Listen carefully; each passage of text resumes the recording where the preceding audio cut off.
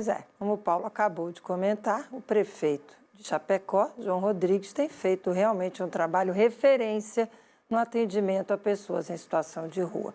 Pois o prefeito falou sobre esse assunto numa entrevista que deu ao jornalista Paulo César. Ele comentou também a possibilidade de Carlos Bolsonaro ser candidato ao Senado por Santa Catarina. Vamos ver a entrevista. Hoje nós recebemos o prefeito de Chapecó, João Rodrigues, que traz um dos assuntos mais emblemáticos, não só para o estado catarinense, mas para todo o Brasil, e que ele tem conseguido alcançar índices bem satisfatórios. Ou seja, eu vou deixar o prefeito falar sobre isso. Prefeito, primeiro, obrigado pela concessão da entrevista. E eu queria já entrar nessa temática que são as pessoas em situação de rua. O senhor conseguiu conquistar em Chapecó um marco para Santa Catarina, mas um marco para o Brasil. O senhor poderia falar um pouco sobre isso para nós, por favor? Bom, primeiro você tem que ter coragem e vontade. Você tem que ter empatia pelas pessoas. Nós conseguimos hoje ser a primeira cidade de Santa Catarina no Brasil, talvez, acima de 100 mil habitantes, que não tem mais morador em situação de rua. Nós retiramos absolutamente todos, encaminhamos para tratamento, para internamento, casas terapêuticas ou casas de acolhimento na área rural do município, onde a gente dá curso, capacitação profissional, tratamento com equipe multidisciplinar.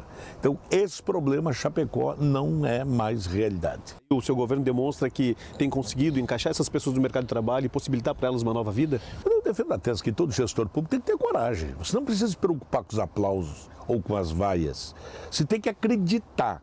Quando você acredita que se faz, vá até o fim. Então nós adquirimos uma grande área com o intuito não é de dar comida de graça, não tem nada de graça não.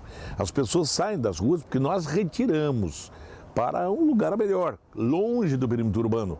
Mas lá nós demos toda a estrutura, as condições, mas a contrapartida de cada um que lá está é fazer os cursos que nós ofertamos, receber o tratamento que nós encaminhamos com profissionais qualificados e muitos desses já estão sendo inseridos ao mercado de trabalho. E eu defendo a tese, isso tem que ser programa de Estado.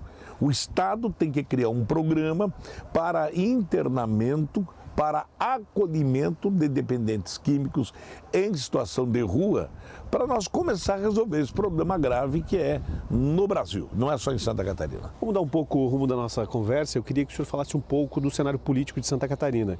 A gente tem ouvido muita influência da possibilidade de Carlos Bolsonaro, vereador do Rio de Janeiro, ser candidato ao Senado por Santa Catarina, pelo estado catarinense.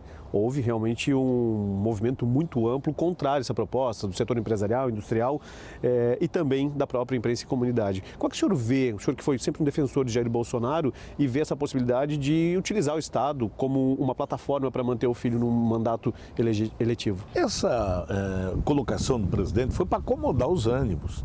Há uma guerra interna dentro do partido do presidente em Santa Catarina por disputa de cargo. E isso tem gerado algumas situações de incômodo a um projeto nacional. E creio que o presidente, ao colocar o seu filho como pré-candidato ao Senado em Santa Catarina, é para acomodar os ânimos, para as melancias se arrumarem nessa viagem. Eu creio que não seria com o intuito de afirmar esta candidatura como definitiva ou determinante.